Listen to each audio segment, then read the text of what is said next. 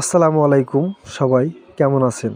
আশা করি রমজান মাসে অনেক ভালো আছেন। এই মুহূর্তে আমার সামনে একটা কন্ট্রোলার বক্স দেখতে পারতেছেন।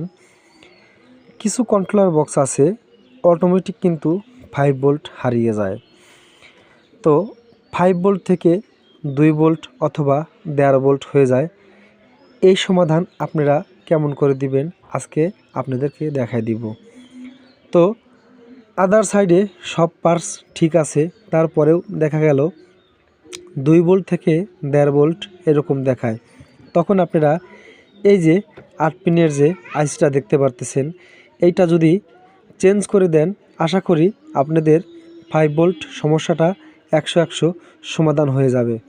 আসলেও অনেক ভাইরাই বলে থাকে, ভাই এই ধরনের ভিডিও দিলে তো বোঝা যায় না। আসলেও যারা সব ধরনের কাজ বোঝে, কিছুটুক কাজের কলি বলে দেওয়া যায়, সেই ক্ষেত্রে তারা ওই সূত্র ধরেই কিন্তু কাজ করতে জানে।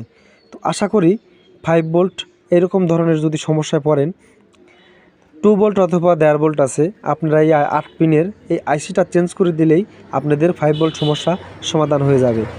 তো সবাই ভালো থাকেন। আসসালামু আলাইকুম।